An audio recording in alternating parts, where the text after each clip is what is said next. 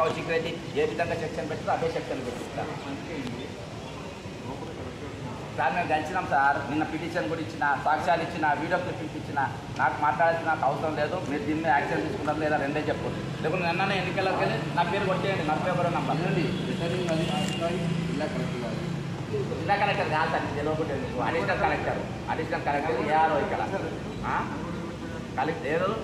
ఆమెనే చెప్పింది మాకు నీతులని. ఆమెనే నీతులు. ఆమె రాహుల్ బొజ్జా గారు చెప్పింది. ఏమని చెప్పిందంటే మీరు అభ్యర్థి రెచ్చగొట్టే వ్యాఖ్యలు చేస్తే మీరు అభ్యర్థిగా ఉండరు అని చెప్పిండ్రు. రెచ్చగొట్టారు అని చెప్పిండ్రు. మీరు మీ డ్యూటీ మీరు చేయాలి. సార్ ఒక పని చేయండి సార్. ఒకసారి ఒక పని చేయండి. నేను కాంగ్రెస్ పార్టీకి వచ్చిందంటే మీ రాష్ట్రానికి నియంత్రణ. మీరు మీడియా మాట్లాడద్దు, మీడియా వాళ్ళు ఫోటోలు తీయద్దు, ఎవరు తీయద్దు, మాకు గలాలు ఇవ్వద్దు. మరి రోజు అని పేరు కా మరి అందరిని పోయి అడుగుతున్నారు ఇదేం రికార్డు చేస్తున్నాను. నేను వైద్యాల రికార్డులో డేట్ సర్టిఫికెట్ అని చెప్పేసి సర్టిఫికెట్తో ఆధారంగా కలెక్టర్ గారు వెళ్ళిపోతే కలెక్టర్ గారు ఏమన్నారంటే काम करो भैया, एक काम करो. अगर इधर सुनो भाई, अगर ये सरकार अगर ये सरकार लोकतंत्र सरकार नहीं है तो आप जैसा करो कैसे हो तो वैसा करो. మరి ప్రజాస్వామ్య దేశం ఇది, ప్రజాస్వామ్యం ఇది. లేదు అర్థం కాదు. ఇది తప్ప కాదు. వాడు మాట్లాడి తప్ప అంటే తప్పు కాదు, ఇది మాట్లాడవచ్చు అని అంటే ఆయనకు వినాయకం అంటే వినాయకం ఇచ్చేయండి. నిన్నదాకా నీతులు మాట్లాడినోడు ఇట్లా మాట్లాడితే ఎవరు నేను లోపలికి నేను మాట్లాడాలి. వాళ్ళే ఇక్కడ రమ్మని చెప్పండి. వాళ్ళని రమ్మని రాహుల్ బొజ్జా గారు ఎందుకని అన్ని నీతులు చెప్పాలి మాకు.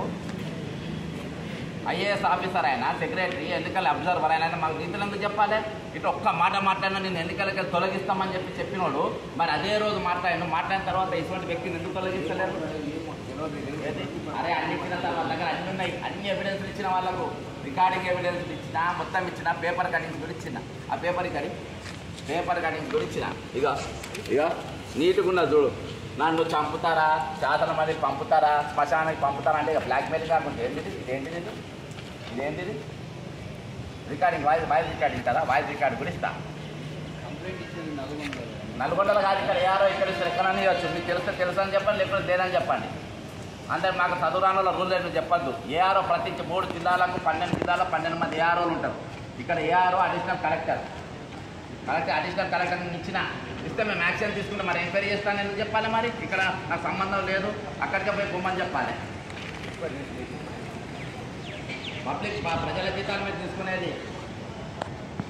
ఎలక్షన్ కమిషన్ రద్దు చేసుకోవాలి. ఎలక్షన్ కమిషన్ రాజులేక కిరీటాలు పెట్టుకొని చూసుకోవాలి. అడిగేటోళ్ళు లేడు, ఎవడేం చేస్తే నడుస్తా అనుకుంటుందా.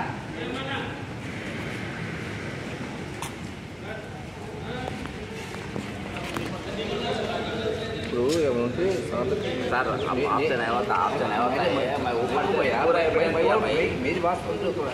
मैं नहीं हूँ, मेरे ऊपर और रहता ना उसको बुलाओ भैया. नहीं तो मैं मार के भगा लाठी लेके ये पूरा अरे అవును. मैं नेशनल लेवल में वीडियो के साथ दिया एविडेंस. अभी भी देखे ना पेपर में भी आया, हर अखबार में आया, हर टीवी में, हर चैनल में आया. एक बात बता दो, मैं कंप्लेन देने की जरूरत ही नहीं है. सुमन अरे भैया पूरा क्या काम कर रहे हैं लोग, क्या काम कर रहे हैं. नौकरी కాదు సుమోటో కింద కేసు పెట్టుకోవాలి. సుమోటో కింద దీన్ని చేసుకోవాలి. ఎన్నికల అభ్యర్థి మేము నీ ఫేస్బుక్ మొత్తం చూస్తున్నాం, నీ వాట్సాప్ చూస్తున్నాం, నువ్వు ఏం మాట్లాడుతున్నావు తెలుసు. మరి మాట్లాడింది తెలియదా, మరి యాక్షన్ తీసుకుంటలేదందుకు. ఇక్కడ ఇవాళ అడగడం ఏం చేసినా నడుస్తుంది అనుకుంటున్నా. ఎవరు ఎక్కడన్నా కూర్చోవచ్చు సార్, ఏడన్నా కూర్చోవచ్చు. నా పిటిషన్ లోపల ఉంది, నా ఆఫీసర్ లోపల ఉంది. నిరాహార దీక్ష కానీ ఇక్కడ ఎక్కడన్నా కూర్చోవచ్చు. నా రిటర్నింగ్ ఆఫీసర్ అయినా దానికి నేను ఎన్నికల అభ్యర్థిని. నేను పని చేస్తాను. ఒక పని ఆఫీస్ డిస్టర్బ్ చేస్తే ఏ సెక్షన్ కింద వస్తుందో ఆ సెక్షన్ కింద నాకు కేసు పెట్టుకోండి. నాకు జైలుకు పంపుకో, నాకు ఏమి ఇబ్బంది లేదు. ఈ సెక్షన్ కింద మాత్రం మీరు దొంగ తీన్మార్ మల్లయ్య అనేటోడు పబ్లిక్ను ఓటర్లను బ్లాక్మెయిల్ చేసిండు. 4,61,000 మందిని బ్లాక్మెయిల్ చేసిండు. ఇది పక్కా ఎవిడెన్స్ ఉన్నాయి నా దగ్గర. ఇప్పుడు అది చేయబట్టి మీ డ్యూటీ మీరు చేస్తలేరు సార్. ఒకటి చెప్తుంటావా, వీళ్ళ అబ్జర్వర్గా వీళ్ళ పని ఏంది, వాడు ఏం మాట్లాడుతుండ్రు, ఏం ఫ్లయన్స్ కార్డ్ ఎన్నికల ఫ్లయన్స్ కార్డ్ ఎందుకు పెట్టింది, మీరు ఏం మాట్లాడుతుండ్రు, ఏం రెచ్చగొడుతుండ్రు అని చెప్పి మొత్తం చూడాలి, యాక్షన్ తీసుకోవాలి. మీకు చేత కాకుండా నేను కంప్లైంట్ ఇచ్చిన. కంప్లైంట్ పైన కూడా మీరు తీసుకోకుండా రికార్డింగ్ ఎవిడెన్స్ ఇచ్చిన ఆయన మాట్లాడే స్పీచ్ ఇచ్చిన అయినా కానీ మీరు యాక్షన్ తీసుకోకుంటే ఏంటన్నట్టు ఇప్పటికి 3 రోజులు అయింది మాట్లాడి 15th, 16th, ఇలా 17th. ఎవరు అదే సార్ ఆయనకి రమ్మని చెప్పండి, ఆయన రమ్మని కండి. కాదు సార్, తప్పు మాట్లాడితే మీరు లోపల పెట్టాలి సార్. మీరు తప్పు మాట్లాడదు ఎవరు నేను లేకుండా పై అధికారి ఉంటాడు. ఎవరు కంప్లైంట్ చేయొచ్చు. మీరు కంప్లైంట్ చేసినాం సార్. ఇక జేసీ గారికి ఇచ్చిన కంప్లైంట్ అంటున్నారు.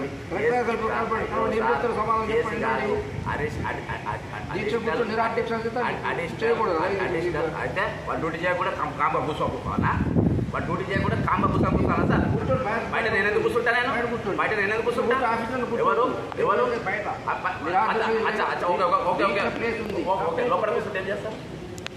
చెయ్యకూడదు అన్నట్టు లోపల కూర్చున్నా మీరేం చేస్తారు? మీరేం చేస్తారో అది చేయండి. మీరేం చేస్తారో అది చేయండి. నేనేం చేయాలో నేను అది చేస్తాను. మీరు చేయండి సార్. మీరు అది బాజాబ్తా 4,61,000 మంది ఓటర్లను బ్లాక్మెయిల్ చేస్తారు.